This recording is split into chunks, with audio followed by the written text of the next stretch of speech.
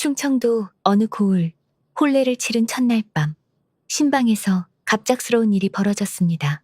평생 바보 소리를 들어온 신랑 최봉술이 두 눈을 의심하는 사이 온종일 멍하니 고개만 끄덕이던 신부 임다나가 품속에서 두툼한 종이 묶음을 꺼내 들었습니다. 그녀의 목소리는 또렷하고 서늘했습니다. 서방님께서 변석길에게 진 빚, 실제로는 30석입니다. 그자가 속인 겁니다. 방법도 찾아뒀습니다. 봉술은 촛불 앞에 굳어선 채 깨달았습니다. 이 여자는 처음부터 바보가 아니었고 이 혼인은 처음부터 그녀가 선택한 것이었다는 사실을.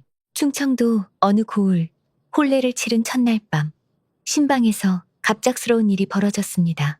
평생 바보 소리를 들어온 신랑 최봉술이 두 눈을 의심하는 사이 온종일 멍하니 고개만 끄덕이던 신부 임다나가 품속에서 두툼한 종이 묶음을 꺼내 들었습니다. 그녀의 목소리는 또렷하고 서늘했습니다. 서방님께서 변석길에게 진 빚, 실제로는 30석입니다. 그자가 속인 겁니다. 방법도 찾아뒀습니다. 봉술은 촛불 앞에 굳어선 채 깨달았습니다. 이 여자는 처음부터 바보가 아니었고 이 혼인은 처음부터 그녀가 선택한 것이었다는 사실을. 충청도 너른 들판 끝자락, 산이 병풍처럼 두른 어느 고을에 최봉술이라는 사내가 살았습니다. 올해로 29, 장가도 못 간 총각이었습니다. 고을 사람들은 그를 바보 봉술이라 불렀습니다. 어떤 이는 대놓고 비웃었고 어떤 이는 혀를 차며 안타까워했습니다. 아이고, 봉술이 그 녀석 말이요. 착하기는 한데 머리가 그게 어디 사람 머리요. 맞소. 지난 장날에도 또 속아 넘어갔다지요. 저런 사람이 어찌 살아가겠나 싶소. 실은 최봉술이 정말 멍청한 것은 아니었습니다. 밭을 갈고 곡식을 거두는 일은 고을에서 누구보다 부지런했으며 이웃에 힘든 일이 생기면 먼저 달려가 손을 보탰습니다. 다만 세상 이치를 몰랐고 남의 말을 의심 없이 받아들였습니다. 누가 이만큼 주면 된다 하면 그대로 받았고 이것이 옳은 것이라 하면 그대로 믿었습니다. 그러니 장사꾼들은 봉술만 보면 눈이 반짝였습니다. 속이기 딱 좋은 사람이었으니까요. 부모님이 살아계실 때는 그나마 나았습니다. 아버지가 계산을 봐주시고 어머니가 잔소리를 해주셨으니까요. 그런데 말입니다. 지난 봄 아버지가 먼저 세상을 뜨셨습니다. 그해 여름이 채 가기도 전에 어머니마저 따라가셨습니다. 봉술은 혼자 남았습니다. 빈집에는 빚독촉장만 쌓여갔습니다. 고을에서 가장 부유한 사람은 변석길이었습니다. 넓은 논밭을 소유하고 쌀 창고가 항상 가득했으며 고을 사람 절반이 그에게 빚을 지고 있었습니다. 겉으로는 인심 좋은 양반 행세를 했지만 속은 온통 욕심뿐이었습니다. 변석길이 재산을 불리는 방법은 간단했습니다. 가난한 사람들에게 쌀이나 농기구를 빌려주고 터무니없는 이자를 붙이는 것이었습니다. 처음에는 작게 시작했습니다. 봉수라, 쌀 30석만 빌려줄게. 이자도 많이 안 받을 테니 걱정 말고. 봉술은 고맙다며 절을 올렸습니다. 변석길은 빙글 웃으며 차용 문서를 내밀었습니다. 여기 도장만 찍어라. 내가 읽어줄게. 쌀 30석, 이자 1푼. 이렇게 적혀 있어. 봉술은 도장을 찍었습니다.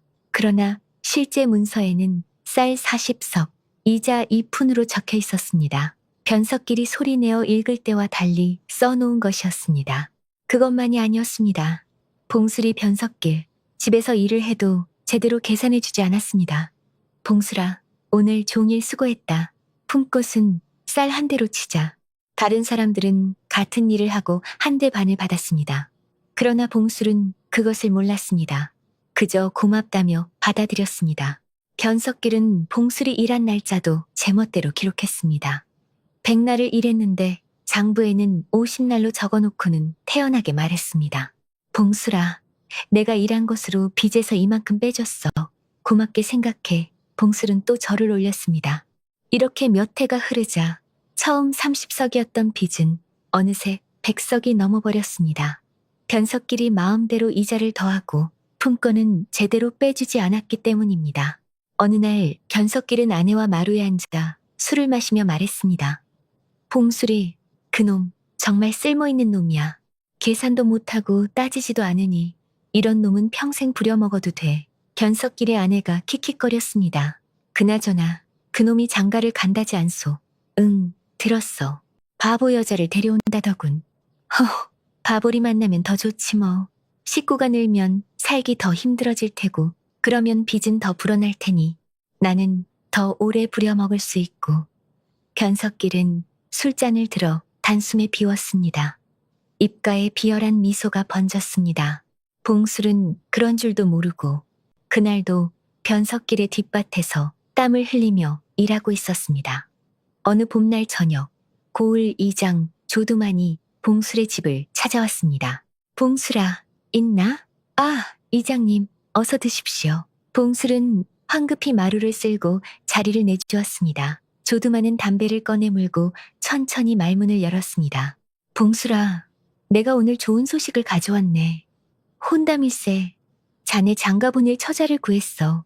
봉술은 귀를 의심했습니다. 자기 같은 사람에게 시집올 여자가 있다니. 이장님, 정말입니까? 그럼 이웃 고을에 임다나라는 처자가 있네. 양반집 딸이었는데 집안이 기울어서 외갓집에 얹혀 사는 신세지. 양반집 딸이요? 그런 분이 저 같은 사람한테요? 조두만은 손을 저었습니다. 기다려보게. 그 처자도 자네와 비슷한 처지야. 머리가 좀 그러니까 말이 느리고 행동도 떳떳하는 소문이 있어. 그래서 25이 넘도록 시집을 못 갔다네. 봉술은 잠시 말이 없었습니다. 양반집이라지만 자기처럼 바보 취급받는 여자라니 갑자기 마음 한구석이 짠해졌습니다. 그 처자도 고생이 많았겠구나요. 조두만은 담배 연기를 길게 내뿜었습니다. 그러게 말일세. 친척들도 골칫거리 취급한다더군. 이장님, 제가 장가를 갈 수 있다면 그보다 좋은 일이 어디 있겠습니까? 그 처자를 만나 뵙고 싶습니다. 조두만은 무릎을 탁 쳤습니다. 그래야지. 내일 당장 혼담을 짓도록 하지. 소문은 금세 고을에 퍼졌습니다. 야, 들었어?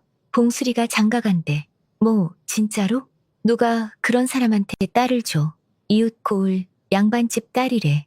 근데 그 처자도 정신이 온전치 못하다던데. 아이고머니, 바보리 만나는구먼. 우물가에 모인 안악들이 수군거렸습니다. 어떤 이는 동정했고 어떤 이는 비웃었습니다. 그러나 모두의 결론은 같았습니다. 저 둘은 평생 고생할 것이다. 견석길도 소식을 들었습니다. 그는 소리내어 웃었습니다. 바보가 바보 데려오는구만. 하하, 이거 잘 됐어. 식구 늘면 먹을 것도 더 필요하고 그러면 또 나한테 빌리러 올 거 아니야?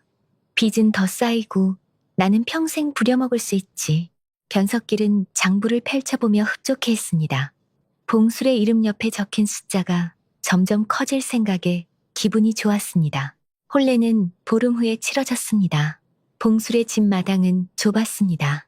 초라한 초갓집 앞에 평상 하나를 놓고 그 위에 소반을 올렸습니다. 술과 떡이 조금 있었지만 변변한 음식상도 아니었습니다. 마을 사람들이 몇몇 구경하러 왔습니다. 꽃가마도 없이 그냥 걸어오네. 양반집 딸이라더니 참 초라하구먼. 임다나는 낡은 원삼을 걸치고 느릿느릿 걸어왔습니다. 얼굴에 연지를 찍었지만 표정은 멍했습니다. 눈동자에는 초점이 없었고 입술은 살짝 벌어져 있었습니다. 봉술은 평상 앞에 서서 신부를 기다렸습니다. 처음 보는 아내의 모습에 가슴이 두근거렸지만 동시에 불안했습니다. 사람들 말대로 정말 정신이 온전치 않은 걸까? 신랑 신부 절하시오. 이장 조두만이 외쳤습니다. 봉술은 허리를 굽혔습니다. 다나도 천천히, 아주 천천히 절을 올렸습니다. 동작이 어색하고 텄습니다. 저거 봐라. 절도 제대로 못하네. 슉큐큐. 둘 다 어수룩하기는 매한가지구먼.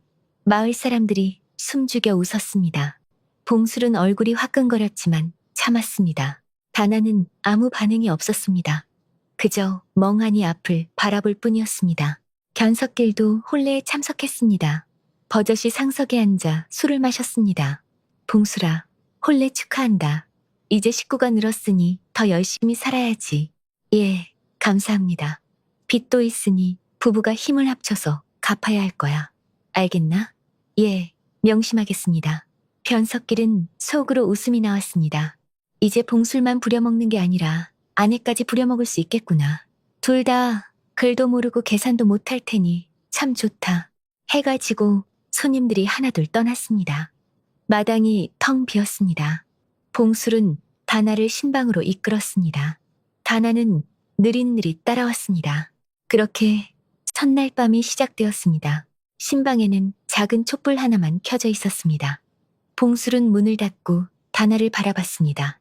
아내는 방 한 구석에 조용히 앉아 있었습니다.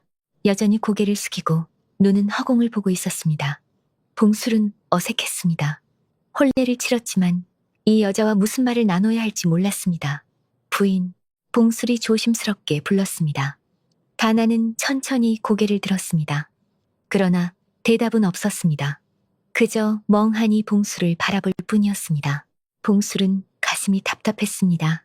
이 여자도 자기 때문에 불행해지는 것은 아닐까? 빚도 많고 가진 것도 없는 자기 같은 사람과 살아야 하니 얼마나 막막할까? 부인, 미안하오. 봉술은 고개를 숙였습니다. 나 같은 사람한테 시집와서 참 고생이 많을 거요. 나는 가진 게 아무것도 없소. 집도 낡았고 빚은 산더미고 그래도 부인만큼은 굶기지 않으려고 애쓸 거요. 비록 바보지만 봉술의 목소리는 떨렸습니다. 스스로를 바보라고 말하는 게 서러웠지만 사실이니까 어쩔 수 없었습니다. 바로 그때였습니다. 다나가 천천히 고개를 들었습니다. 촛불에 비친 그녀의 얼굴은 아까와 달랐습니다. 눈동자에 초점이 생겼습니다. 멍했던 표정이 또렷해졌습니다. 하나만 여쭤봐도 되겠습니까? 다나의 목소리가 방 안에 울렸습니다. 봉술은 깜짝 놀라 아내를 쳐다봤습니다. 아까까지 말도 못하던 사람이 갑자기 또박또박 말을 하고 있었습니다. 게다가 그 목소리는 생각보다 맑고 단단했습니다. 지금 뭐라고 하셨소? 서방님께서 변석길에게 빌린 빚이 도대체 얼마나 됩니까? 봉술은 입을 다물지 못했습니다. 혼례 내내 멍청하게 굴던 아내가 지금 이렇게 똑똑하게 말을 하다니 꿈을 꾸는 건가? 부인, 지금 정신은 멀쩡합니다. 답해 주십시오. 빚이 얼마입니까? 다나의 눈빛은 날카로웠습니다. 전혀 바보 같지 않았습니다. 오히려 무언가를 꿰뚫어보는 것 같았습니다. 봉술은 당황해서 말을 더듬었습니다. 그게 정확히는 모르겠소. 아마 100석쯤. 아니, 그보다 더 될지도 모르겠소. 변석길 나리가 그렇게 말씀하셔서 100석이라고요? 다나의 눈썹이 살짝 올라갔습니다. 처음 빌린 건 얼마였습니까? 그건 30석이었소. 아버님이 돌아가시기 전에 농사 지으려고 빌렸는데 30석이 어떻게 100석이 됩니까? 이자가 붙고 또 내가 갚은 게 있는데 그게 잘 안 줄어들어서 봉술은 변명처럼 중얼거렸습니다. 다나는 작게 한숨을 쉬었습니다. 서방님, 다나는 품속에서 무언가를 꺼냈습니다. 작은 보자기에 쌓인 종이 다발이었습니다.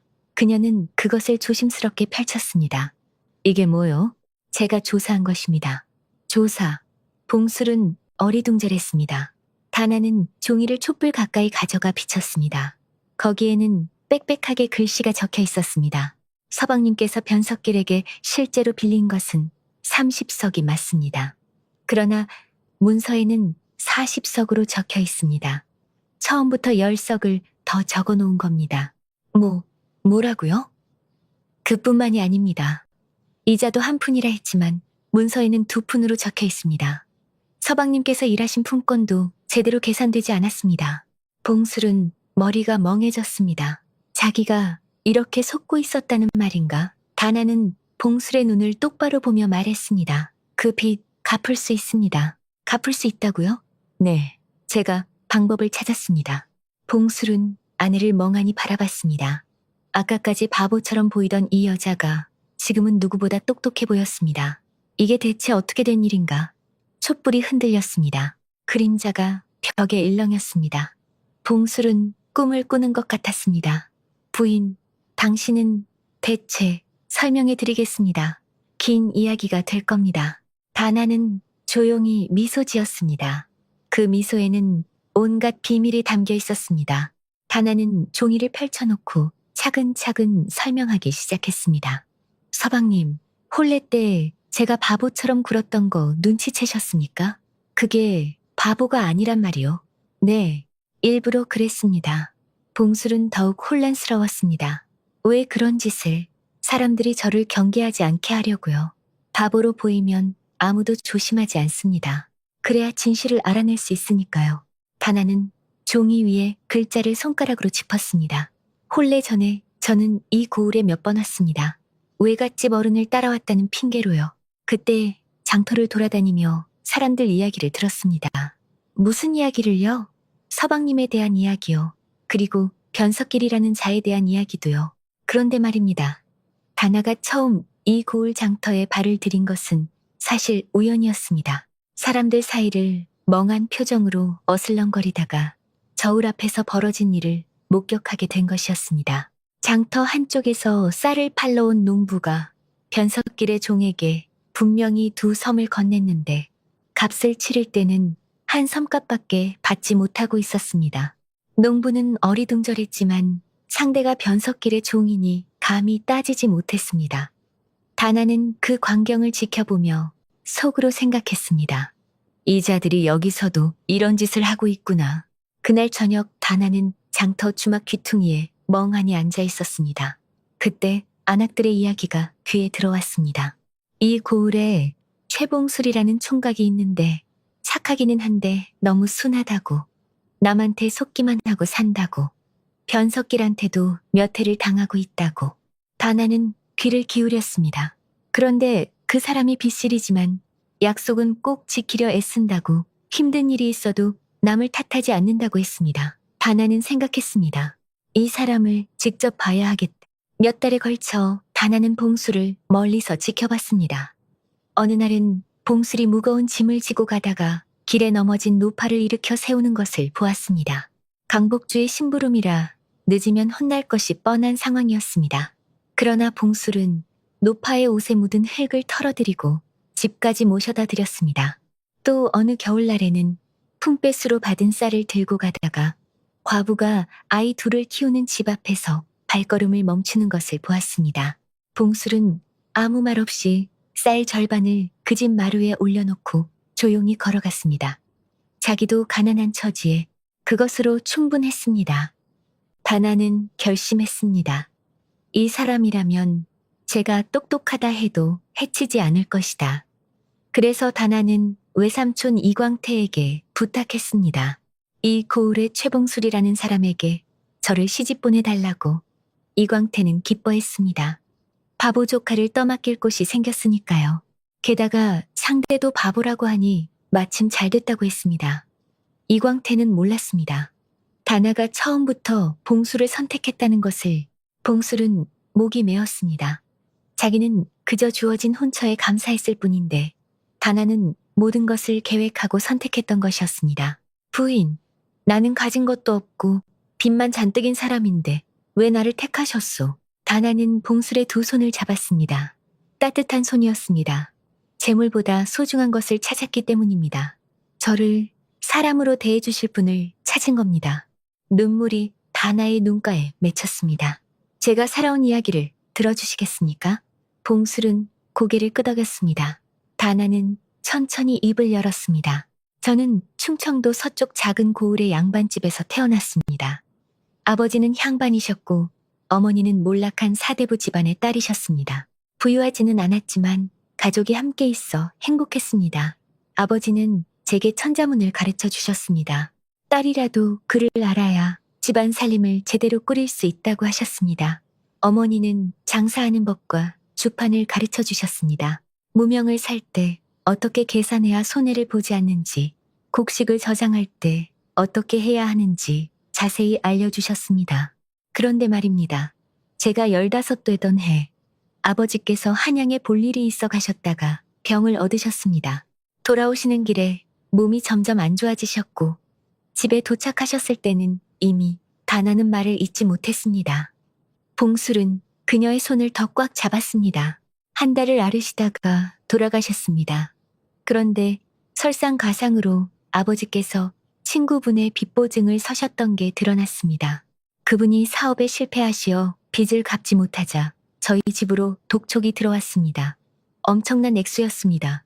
밭과 논을 모두 팔았습니다. 집까지 내놓았습니다. 그래도 모자랐습니다. 어머니께서는 충격을 받으셨고 다음 해 봄에 돌아가셨습니다. 16세 고아가 되었습니다. 갈 곳이 없었습니다. 외삼촌 이광태가 저를 거두었지만 겉으로만 조카를 돌본다고 했을 뿐이었습니다. 저를 하인처럼 부렸습니다. 밥을 짓고 빨래를 하고 밤늦게까지 바느질을 시켰습니다. 어느 날 외삼촌의 장부를 정리하다가 숫자가 맞지 않는 것을 보았습니다. 외삼촌은 소작인들에게서 받은 곡식을 장부에 적게 적어놓고 나머지는 몰래 빼돌리고 있었습니다.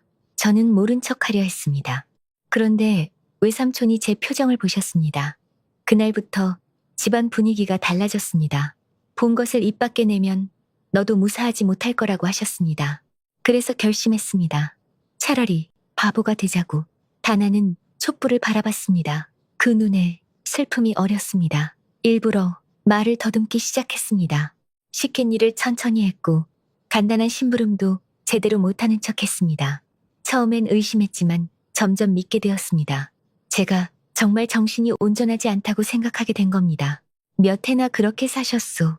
7년입니다. 7년이나. 봉술은 말문이 막혔습니다. 그동안 포기하지 않았습니다. 밤마다 몰래 공부했습니다. 모두가 잠든 후 작은 촛불을 켜고 책을 읽었습니다.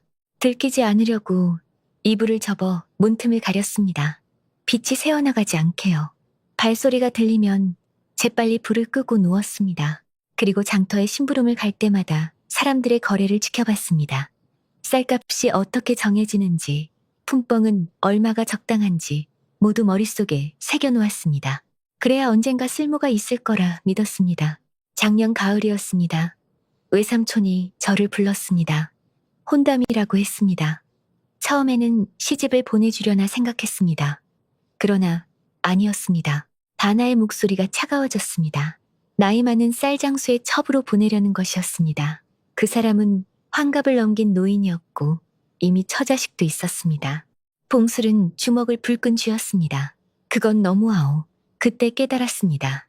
이대로 있으면 평생 남의 소나귀에서 벗어나지 못한다는 것을요. 그래서 제가 직접 연을 찾기로 했습니다. 외삼촌께 거짓말을 하고 먼 친척 어른을 뵈러 간다고 하고서 여러 고을을 돌아다녔습니다. 그러다 이 고을 장터에서 서방님 이야기를 듣게 된 겁니다. 봉술은 가슴이 뭉클했습니다.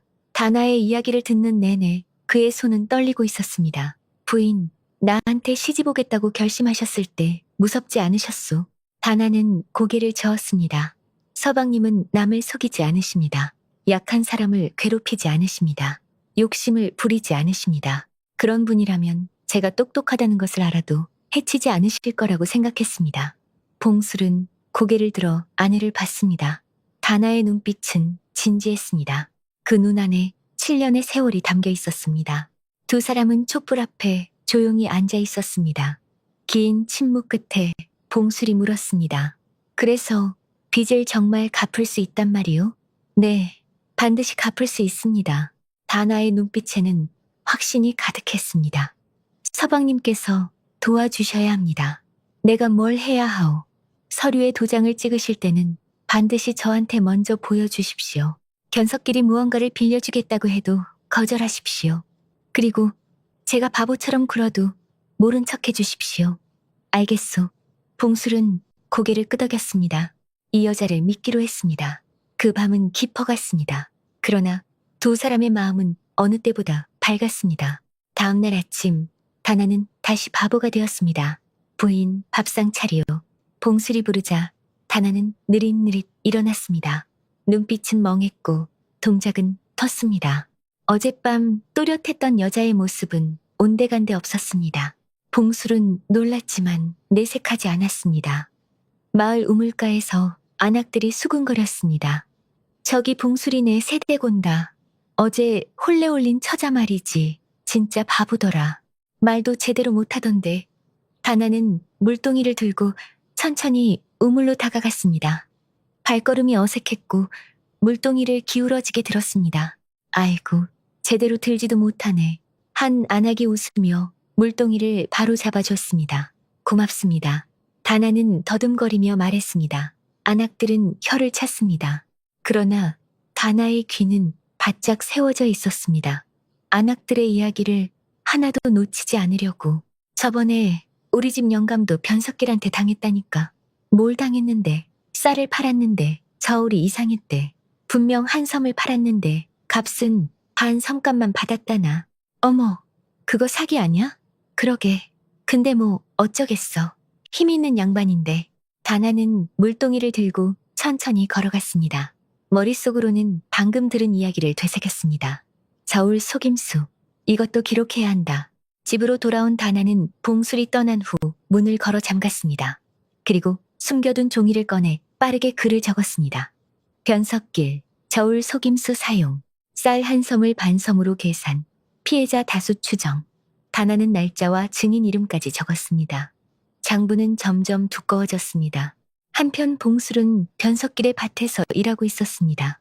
봉술아, 오늘은 뒷밭까지 다 매야 한다. 예, 알겠습니다. 그리고 내일은 사랑채 지붕도 손봐야 한다. 올 수 있겠나? 내일도요. 하지만 제 밭도. 내 밭은 나중에 해도 되지 않냐? 빚도 있는데 이 일부터 해야지. 예전 같으면 그냥 고개를 끄덕였을 것입니다. 그러나 이제는 달랐습니다. 다나가 말했습니다.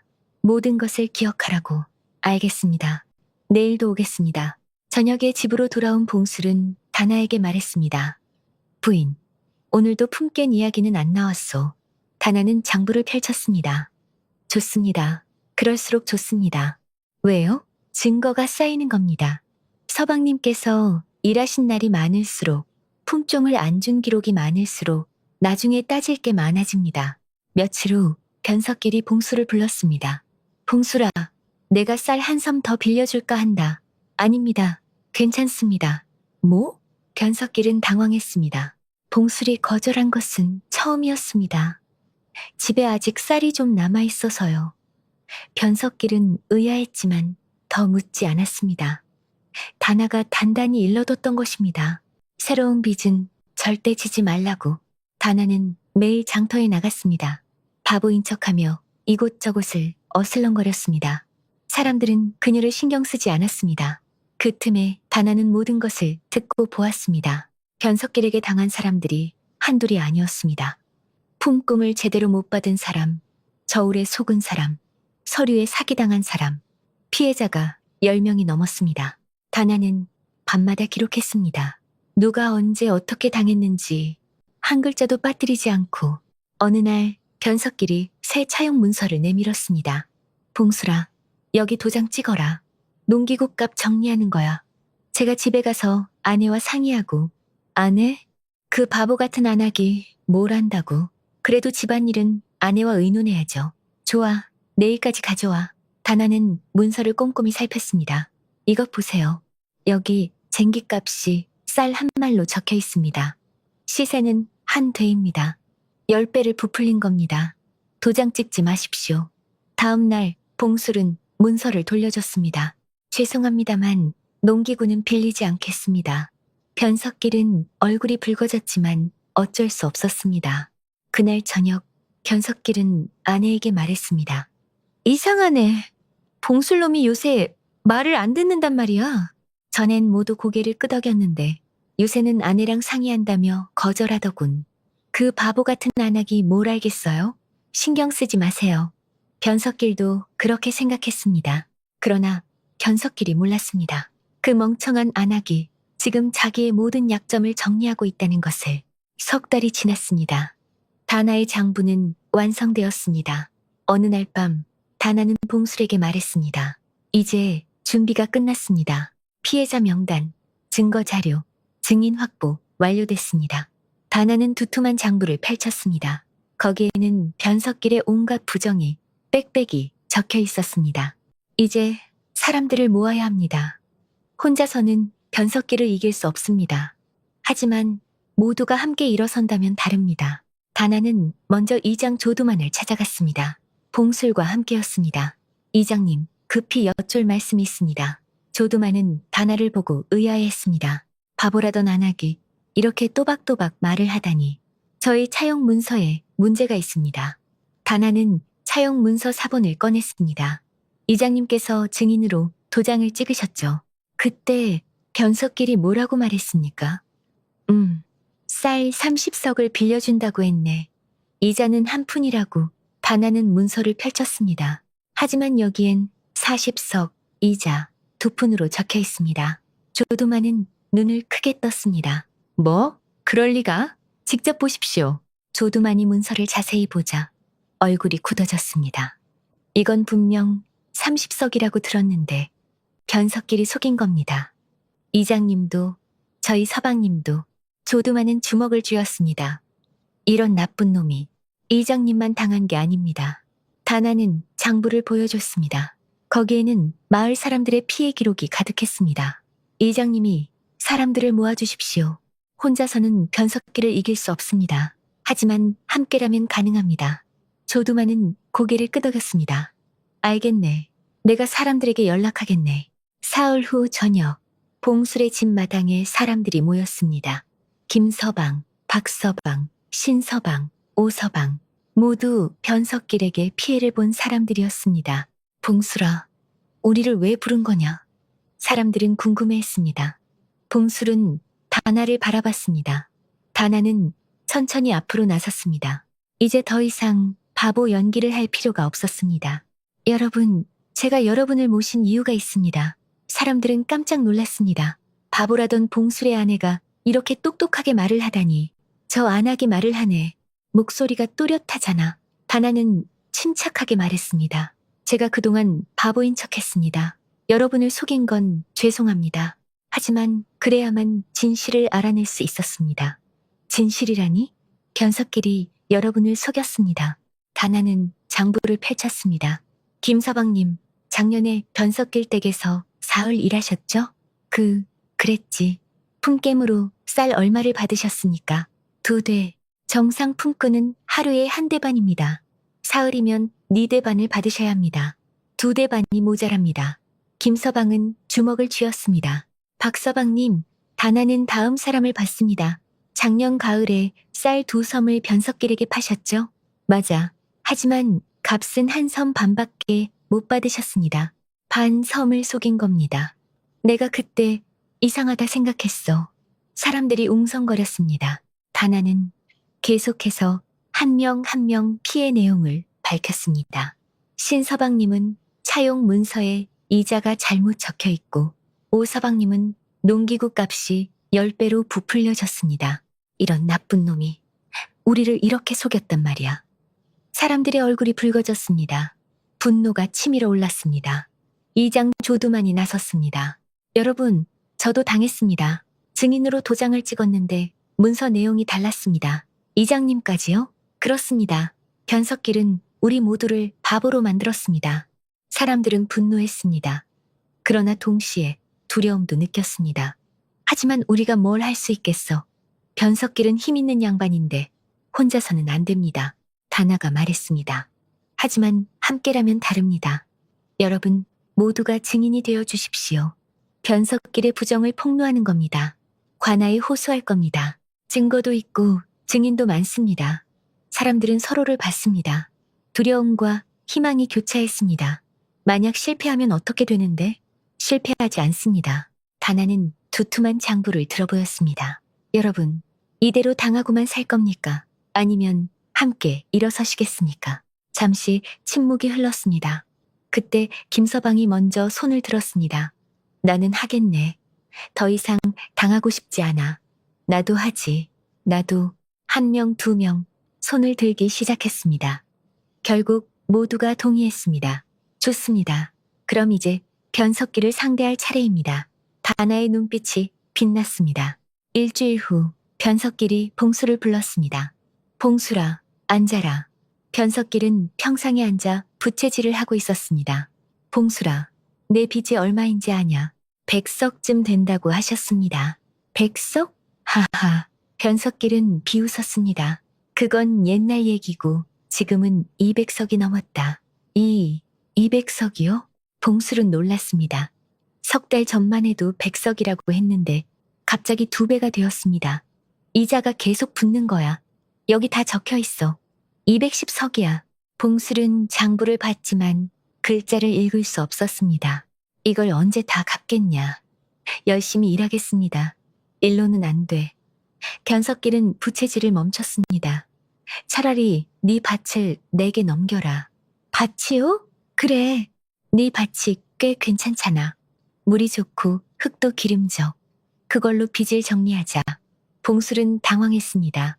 그 밭은 아버지가 물려준 것이었습니다. 유일하게 남은 재산이었습니다.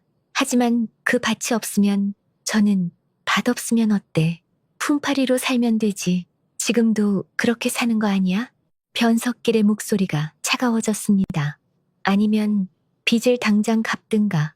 200석을 지금 당장 말이야. 봉술은 입술을 깨물었습니다. 생각해보고 내일 대답하겠습니다. 내일 뭘 생각해? 아내와 상의하고 싶습니다. 변석길은 짜증스럽게 혀를 찼습니다. 또 그 바보 안악한테 물어본다고. 에휴, 답답한 놈. 그래도 좋아. 사흘만 기다려주지. 사흘 후에 결정해서 와. 밭을 넘기든지 아니면 200석을 당장 갚든지. 봉술은 무거운 발걸음으로 집에 돌아왔습니다. 다나는 봉술의 표정만 보고 알았습니다. 무슨 일이십니까? 변석길이 밭을 넘기라고 합니다. 아니면 빚을 당장 갚으라고. 봉술은 털썩 주저앉았습니다. 빚이 200석이 넘었답니다. 어떻게 이렇게 됐는지 다나는 차분하게 봉술 옆에 앉았습니다. 서방님, 진정하십시오. 하지만 밭을 잃으면 잃지 않습니다. 다나의 목소리는 단호했습니다. 절대로 밭을 넘기지 마십시오. 그게 변석길의 목적입니다. 그 밭을 처음부터 노렸던 겁니다. 빚을 계속 부풀려 온 것도 그 때문입니다. 하지만 빚은 사실 200석이 아닙니다. 변석길이 또 거짓말하는 겁니다. 다나는 자신의 장부를 펼쳤습니다. 제가 계산한 바로는 실제 빚은 60석도 안 됩니다. 서방님께서 일하신 것까지 치면 오히려 저희가 받아야 할 게 더 많습니다. 정말이요? 네, 거절하십시오. 사흘 후에 가서 밭은 못 넘긴다고 하십시오. 그러면 변석길이 화를 낼 겁니다. 협박도 할 겁니다. 다나는 봉술의 손을 잡았습니다. 하지만 두려워하지 마십시오. 이제 모든 준비가 끝났습니다. 사흘 후가 바로 그날입니다. 사흘이 빠르게 지나갔습니다. 그동안 다나는 마지막 준비를 마쳤습니다. 증거 서류를 정리하고 증인들에게 연락했습니다. 드디어 그날이 왔습니다. 봉술은 변석길의 집으로 향했습니다. 뒤에서 다나도 따라왔습니다. 바보처럼 보이려고 멍한 표정을 지었지만 품속에는 두툼한 장부가 숨겨져 있었습니다. 마당에는 이미 이장과 마을 사람들이 모여 있었습니다. 변석길은 의아해했습니다. 이게 무슨 일이냐? 왜 이렇게 사람이 많아? 이장 조두만이 앞으로 나섰습니다. 변석길, 오늘은 네 잘못을 밝힐 날이다. 변석길의 얼굴이 굳어졌습니다. 무슨 소리야? 봉술이 빚을 못 갚아서 밭을 넘기기로 했는데 그게 무슨 잘못이야? 그 빚이 거짓이기 때문이요. 이장의 말에 변석길은 코웃음 쳤습니다. 거짓이라니. 여기 장부에 다 적혀 있는데 그 장부가 조작됐다는 걸 알고 있어. 바로 그때 다나가 앞으로 나섰습니다. 멍했던 표정이 사라지고 눈빛은 날카로워졌습니다. 변석길은 깜짝 놀라 다나를 봤습니다. 너는 저는 최봉술의 아내 임다나입니다. 다나의 목소리는 또렷했습니다. 더 이상 바보가 아니었습니다. 바보 안 하기 어떻게 바보인 척 했을 뿐입니다. 당신의 부정을 밝히기 위해서요. 다나는 품에서 장부를 꺼냈습니다. 변석길, 당신은 3년 전 우리 서방님께 쌀을 빌려줬습니다. 얼마였습니까? 자, 40석이었지. 아닙니다. 다나는 이장을 가리켰습니다. 이장님, 그때 증인으로 계셨습니다. 얼마라고 들으셨습니까? 30석이라고 분명히 들었네. 거짓말. 변석길이 소리쳤습니다. 장부에 40석이라고 적혀 있어. 당신이 소리내어 읽을 때는 30석이라 하고 문서에는 40석이라 적은 겁니다. 다나는 차용 문서 사본을 펼쳤습니다. 이장님은 글을 잘 모르시니 당신 말만 믿고 도장을 찍으셨습니다. 하지만 실제 내용은 달랐습니다. 마을 사람들이 웅성거렸습니다. 이자도 마찬가지입니다. 한 푼이라 말하고 2푼으로 적었습니다. 변석길은 식은땀을 흘렸습니다. 그것뿐이 아닙니다. 다나는 다른 종이를 꺼냈습니다. 우리 서방님께서 작년 한 해 동안 당신 집에서 일한 날이 120일입니다. 그게 뭐 어쨌다고?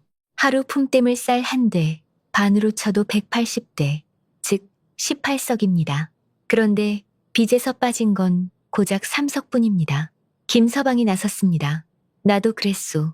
사흘 일했는데 2대밖에 안 줬소. 나도 닷새 일하고 석대만 받았소. 다른 사람들도 입을 열었습니다. 변석길은 얼굴이 붉어졌습니다. 농기구도 마찬가지입니다. 쟁기 한 벌 값이 시장에서는 쌀 한 대인데 당신은 한 말로 계산했습니다. 10배를 부풀린 겁니다. 그건 질 좋은 쟁기였어. 같은 쟁기를 다른 사람한테는 한 대에 빌려줬습니다. 제가 장터에서 확인했습니다. 다나는 증인을 가리켰습니다. 신서방님, 작년 봄에 변석길에게서 쟁기를 빌리셨죠? 그랬소. 얼마 주셨습니까? 쌀 한 대였소. 변석길은 당황해서 소리쳤습니다. 이건 모함이야. 증거도 없이. 증거는 충분합니다. 다나는 두툼한 장부를 들었습니다. 여기 당신이 속인 모든 기록이 있습니다. 날짜, 금액, 증인까지 다요. 제가 3달 동안 조사했습니다. 바보인 척하며 장터를 돌아다니고 사람들 이야기를 듣고 증거를 모았습니다. 변석길은 그제야 깨달았습니다. 이 안하기, 진짜 바보가 아니었다는 것을. 당신이 속인 사람이 얼마나 많은지 아십니까? 다나는 명단을 펼쳤습니다. 15명입니다. 품기에 쓸데이거나 저울에 속거나 서류를 조작당한 사람들입니다. 마을 사람들이 분노했습니다. 저 나쁜 놈, 우리를 이렇게 속였단 말이야. 변석길은 물러서며 말했습니다. 알았어, 알았다고. 내가 잘못했어. 봉수리 빚은 면제해줄게. 그러니까 이만. 면제로는 안 됩니다. 다나의 목소리가 차갑게 식었습니다. 당신은 사과해야 합니다. 그리고 부당하게 가져간 것을 모두 돌려줘야 합니다. 싫으시면 관아에 가서 현감님께 말씀드리겠습니다. 서류 위조, 품캔 착취, 저울 조작, 모두 관아에서 다룰 일입니다. 변석길은 겁이 났습니다. 관아에 가면 자신의 재산과 명예가 모두 날아갈 것이었습니다. 알았어. 변석길은 무릎이 꺾였습니다. 다 돌려주겠어. 마을 사람들은 환호했습니다. 다나는 조용히 미소 지었습니다. 그러나 다나는 변석길의 눈빛을 놓치지 않았습니다. 저 눈에는 분노와 복수심이 가득했습니다. 아직 끝이 아니다. 다나는 직감했습니다. 며칠 후 예상대로 일이 터졌습니다. 어느 날 아침 낯선 남자가 봉술의 집 앞에 나타났습니다. 다나야, 외삼촌이 왔다. 다나는 문을 열고 나왔습니다. 그곳에는 이광태가 서 있었습니다. 오랜만이구나, 다나야. 이광태의 목소리는 기름기가 흘렀습니다. 무슨 일로 오셨습니까? 내 조카를 보러 왔지. 혼인한 지 몇 달이나 됐는데 인사도 안 오고 소문 들었다. 네가 이 고을에서 난리를 쳤다며 변석길 어른을 곤란하게 만들었다고. 제 서방님의 권리를 찾았을 뿐입니다. 권리? 분수도 모르고. 이광태는 품에서 종이를 꺼냈다. 다나야, 넌 우리 집에 빚이 있다. 무슨 말씀이십니까? 7년 동안 우리 집에서 먹고 자고 했잖니? 그게 공짜였겠니? 이광태는 문서를 펼쳤습니다.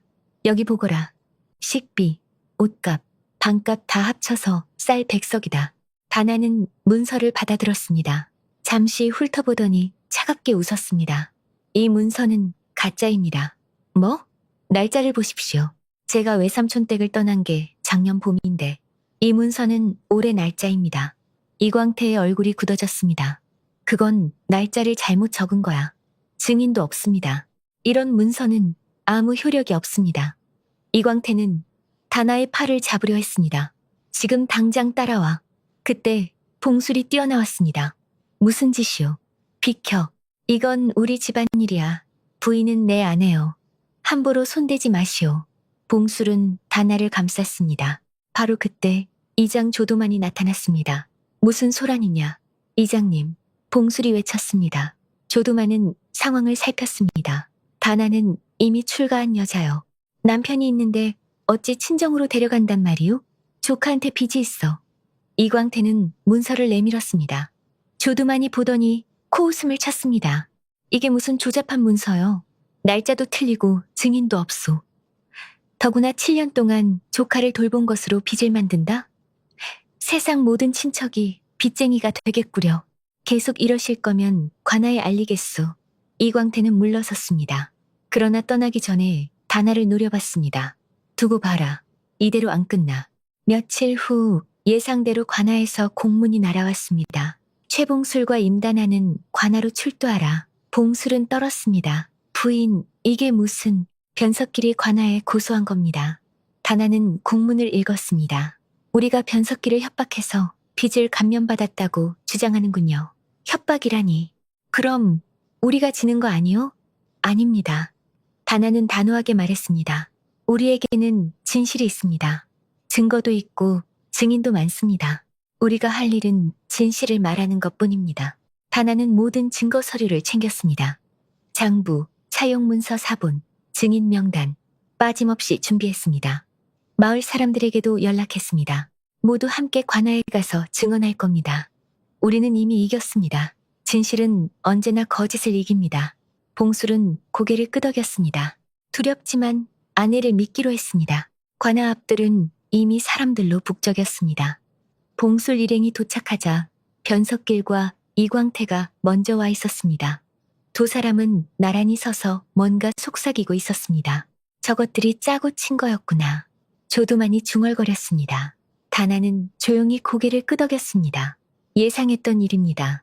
잠시 후 관문이 열렸습니다. 현감 어르신 나오신다. 아전이 외쳤습니다. 모두가 고개를 숙였습니다. 현감이 자리에 앉았습니다.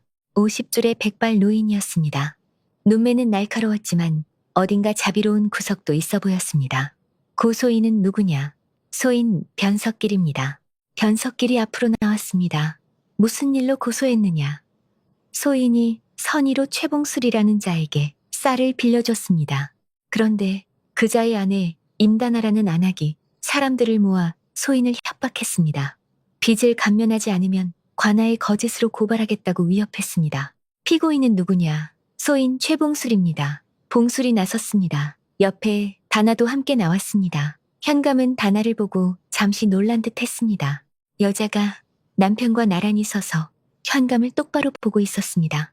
보통 여자들은 고개를 숙이는데 이 여자는 달랐습니다. 그대가 임다나냐? 그렇습니다. 어르신. 여자가 이런 자리에 소녀가 모든 증거를 가지고 있기에 나섰습니다. 현감은 흥미로운 듯 고개를 끄덕였습니다. 좋다. 변석길, 네 주장을 자세히 말해보아라. 예, 어르신. 소인이 3년 전 최봉술에게 쌀 40석을 빌려줬습니다. 이자는 2푼으로 약속했습니다. 변석길은 차용 문서를 내밀었습니다. 여기 문서가 있습니다. 이장 조두만이 증인으로 도장을 찍었습니다. 현감은 문서를 받아 살폈습니다. 금 문서가 있구나. 이한철, 네 변명을 들어보자. 어르신, 그 문서는 속임수입니다. 다나가 말했습니다. 현감은 다나를 봤습니다. 속임수라니? 변석길은 이장님께 30석이라 말하고 문서에는 40석으로 적었습니다. 이자도 1푼이라 하고 2푼으로 적었습니다. 증거가 있느냐? 증인이 있습니다. 이장 조두만께서 직접 증언하실 겁니다. 조두만이 앞으로 나섰습니다. 소인이 그날 자리에 있었습니다. 변석길은 분명 30석이라 말했고 이자는 1푼이라 했습니다. 변석길이 소리쳤습니다. 이장이 잘못 들은 겁니다. 잘못 들었다니요? 다나가 끼어들었습니다. 그렇다면 왜 문서를 소리내어 읽지 않고 말로만 설명했습니까? 이장님이 글을 잘 모르시는 것을 이용한 거 아닙니까? 현감이 변석길을 쏘아봤습니다. 변석길, 문서를 읽어주지 않았느냐? 그건 바빠서. 바빴다고? 중요한 문서인데. 변석길은 말을 잇지 못했습니다. 다나는 자신의 장부를 꺼냈습니다.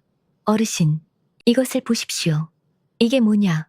소녀가 3달 동안 조사한 기록입니다. 우리 서방님께서 변석길의 집에서 일한 날짜와 내용이 모두 적혀 있습니다. 현감은 장부를 받아 펼쳤습니다. 단정한 글씨로 빽빽이 적혀 있었습니다. 여자가 이런 글씨를. 소녀는 양반집 딸이었습니다. 아버지께 글을 배웠습니다. 현감은 감탄하며 장부를 읽었습니다. 120이 일을 일했다고? 그렇습니다. 하지만 품꾼으로 계산된 건 고작 3석입니다. 정상적으로라면 18석을 받아야 합니다. 18석이라 현감은 변석기를 돌아봤습니다. 변석기, 이게 사실이냐? 아닙니다. 그자가 일을 제대로 안 해서 거짓말입니다. 김서방이 나섰습니다. 소인도 같은 시기에 일했습니다. 최봉술은 누구보다 성실했습니다. 저도 증언하겠습니다. 박서방도 나섰습니다. 줄줄이 증인이 나왔습니다. 현감은 놀라며 사람들을 봤습니다. 이렇게 많은 증인이 바로 그때 이광태가 나섰습니다.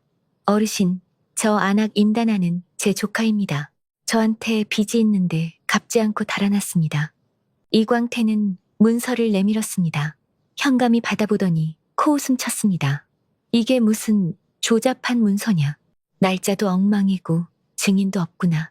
더구나 7년 동안 조카를 돌본 걸로 백석이라니 웃기는 소리다. 현감은 이광태를 노려봤습니다. 허위 문서를 관아에 내미는 죄를 아느냐. 이광태는 얼굴이 하얗게 질렸습니다. 현감은 단아의 장부를 다시 펼쳤습니다. 그리고 천천히 고개를 끄덕였습니다.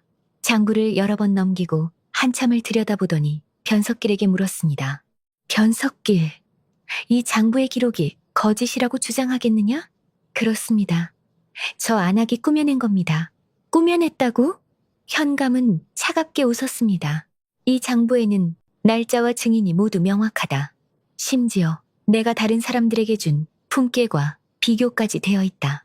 이걸 꾸며낼 수 있겠느냐? 변석길은 입을 다물었습니다. 현감은 마을 사람들을 향해 물었습니다. 여기 모인 이들은 모두 변석길에게 피해를 입었다는 게 사실이냐? 사실입니다. 여러 목소리가 동시에 터져 나왔습니다. 소인은 품캐를 절반밖에 못 받았습니다. 저는 저울에 속았습니다. 소인은 문서를 조작당했습니다. 현감은 한숨을 쉬었습니다. 그리고 강복주를 향해 손가락을 들었습니다. 변석길, 너는 이 고을 사람들을 오랫동안 속여왔구나. 그를 모르는 사람들의 약점을 이용해서 말이다. 어르신, 저는 변명하지 마라. 증거가 명확하다. 현감은 이광태도 가리켰습니다. 그리고 너는 조카를 팔아넘기려 하고 거짓 문서까지 만들었다.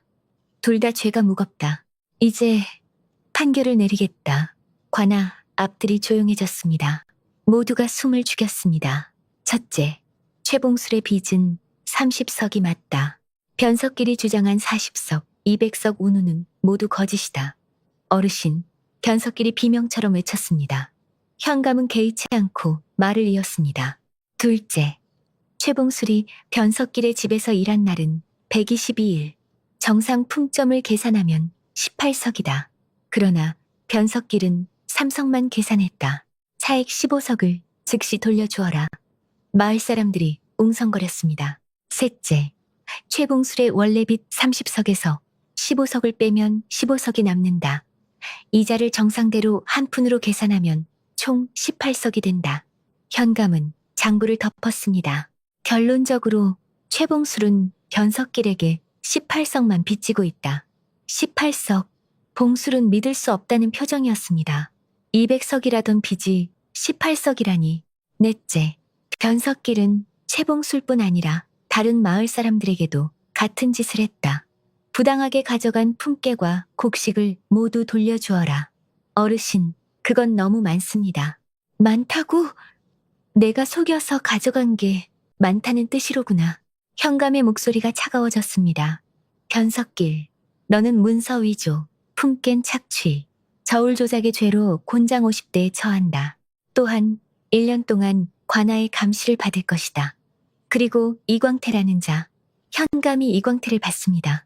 너는 허위 문서 작성과 출가한 조카를 강제로 데려가려 한 죄로 곤장 30대, 그리고 이 고을에서 추방한다. 이광태는 바닥에 엎드려 통곡했습니다. 어르신, 용서해 주십시오.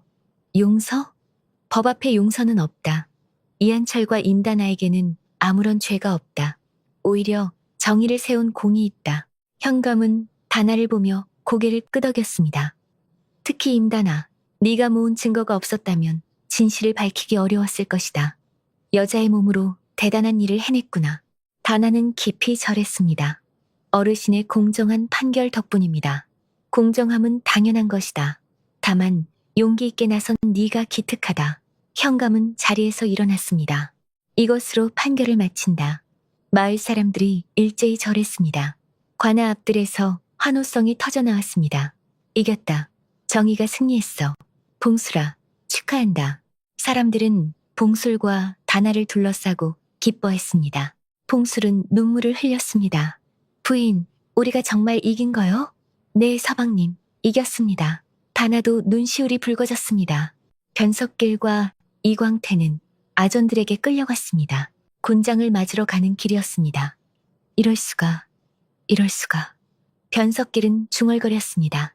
그의 얼굴에는 분노와 절망이 뒤섞여 있었습니다. 이광태는 다나를 돌아보며 도끼 어린 눈빛을 보냈습니다. 그러나 다나는 동요하지 않았습니다. 그저 조용히 서방님의 손을 잡고 있을 뿐이었습니다. 해가 서쪽으로 기울었습니다. 긴 싸움이 끝났습니다. 관아에서 돌아온 날, 마을 사람들은 봉술의 집 마당에 모였습니다. 봉술아, 오늘 정말 통쾌했다. 임다나 덕분이야. 그 똑똑한 아내를 뒀으니 복받은 거지. 사람들은 술을 나누며 기뻐했습니다. 봉술은 쑥스럽게 웃었습니다. 모두 부인 덕분입니다. 뭐가 부인 덕분이에요? 서방님께서 끝까지 믿어주셨잖아요. 다나가 말했습니다. 두 사람은 서로를 바라보며 미소 지었습니다. 며칠 후 견석길은 곤장을 맞고 풀려났습니다. 그러나 고을에서 그를 보는 눈은 싸늘했습니다. 결국 그는 가족과 함께 다른 고을로 떠났습니다. 잘 가거라. 다시는 돌아오지 마라. 누군가 뒤에서 외쳤습니다. 견석길은 고개도 들지 못했습니다. 봉술은 18석의 빚을 가을 추수 때 모두 갚았습니다. 견석길이 아니라 관아에 직접 납부했습니다. 빚이 없어지자 마음이 한결 가벼워졌습니다. 부인, 이제 정말 우리 것이요. 봉술은 밭을 바라보며 말했습니다. 다나는 고개를 끄덕였습니다. 네, 이제 아무도 빼앗을 수 없습니다.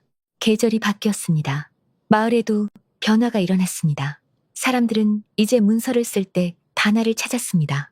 다나야, 이 차용 증서 좀 봐줘라. 내용이 맞는지 모르겠어. 어디 보세요.